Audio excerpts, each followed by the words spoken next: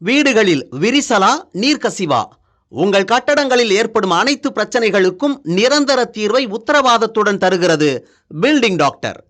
கனமழையால் திருச்செந்தூர் முருகன் கோவிலில் சிக்கி தவித்த பயணிகளுக்கு இலவச பேருந்து சேவை தொடங்கப்பட்டிருப்பது பற்றி விளக்கம் அளித்த போக்குவரத்து துறை அமைச்சர் சிவசங்கர், மழை வெள்ளம் பாதித்த பெரும்பாலான இடங்களில் பேருந்து சேவை தொடங்கப்பட்டுள்ளதாக தெரிவித்திருக்கிறார். தூத்துக்குடி, திருநெல்வேலி, கன்னியாகுமரி, தென்காசி மாவட்டங்களில் பெய்த அதிக மழையால் பாதிக்கப்பட்ட பகுதிகளிலே போக்குவரத்து கழகம் தொடர்ந்து தன்னுடைய சேவையை ஆற்றி வருகிறது. மிக குறிப்பாக இன்றைக்கு காலையில் திருச்செந்தூர் கோவிலிலே பக்தர்கள் பெருமளவு சிக்கிக் கொண்டிருக்கிறார்கள் என்று கோவில் இணை ஆணையர் திருநெல்வேலி போக்குவரத்து கழகத்தின் மேலாண் இயக்குநரை தொடர்பு கொண்டு அந்த தகவலை தெரிவித்த பிறகு என்னிடத்தில் அந்த தகவல் தெரிவிக்கப்பட்டது. அங்கே சிக்கியிருக்கின்ற பக்தர்களை 3 நாட்களாக அங்கே தவித்து கொண்டிருக்கின்றார்கள். அவர்களிடத்தில் பணம் இல்லாத ஒரு சூழல் இருக்கிறது என்று தெரிவிக்கப்பட்டது. எனவே அவர்களை தங்கள் ஊருக்கு சென்று அடைகின்ற வகையில் திருநெல்வேலி மற்றும் மற்ற பகுதிகளுக்கு கொண்டு சேர்ப்பதற்கு இன்றைக்கு பேருந்துகள் ஏற்பாடு செய்யப்பட்டிருக்கிறது. போக்குவரத்து கழகத்தை பொறுத்தவரை இந்த அதிக மழை துவங்கியதிலிருந்தே இந்த பணிகளை செய்து வருகின்றோம். அந்த மிக குறிப்பாக இன்றைக்கு கனமழை பெய்த அன்று திருச்செந்தூர் நாடாளுமன்ற உறுப்பினர் கனிமொழி அவர்கள் தொடர்பு கொண்டு இதேபோன்று திருநெல்வேலியிலிருந்து திருச்செந்தூர் வந்து சேர்வதற்காக வந்தவர்கள் இடையிலே சாலை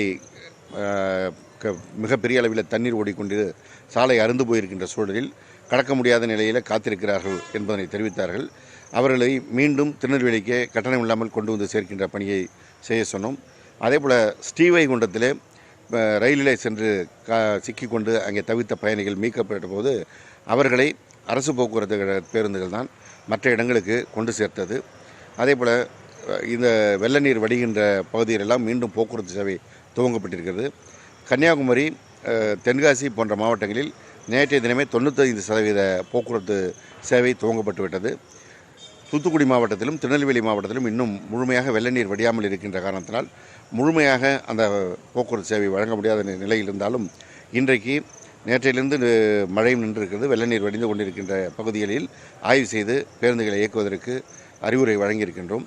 மேலாண் இயக்குனர் தலைமையிலே பொது மேலாளர், துணை மேலாளர் எல்லோரும் அங்கே அந்த பணியை செய்கிறார்கள். மாண்புமிகு தமிழ்நாடு முதலமைச்சர் அவர்கள் இந்த போக்குவரத்து சேவை தடைபடாமல் வழங்க வேண்டும் என்று ஏற்கனவே உத்தரவிட்டிருக்கிறார்கள். அதேபோல் மாண்புமிகு இளைஞர் நலம் மற்றும் விளையாட்டு மேம்பாட்டுத்துறை அமைச்சர் அவர்கள் நேரடியாக அந்த பகுதிகளுக்கு சென்று ஆய்வு செய்து அந்த பேருந்துகளை மியங்கிட்டு இயக்குவதற்கு அறிவுரை வழங்கியிருக்கிறார்கள். எனவே அந்த வகையில் அரசு போக்குவரத்து கழகமானது மக்கள் பாதிக்கப்படாமல் தங்களுடைய பகுதிக்கு சென்று சேர்வதற்கான நடவடிக்கையை தொடர்ந்து எடுத்து வருகிறது. வீடுகளில் விரிசலா நீர்க்கசிவா? உங்கள் கட்டடங்களில் ஏற்படும் அனைத்து பிரச்சனைகளுக்கும் நிரந்தர தீர்வை உத்தரவாதத்துடன் தருகிறது பில்டிங் டாக்டர்.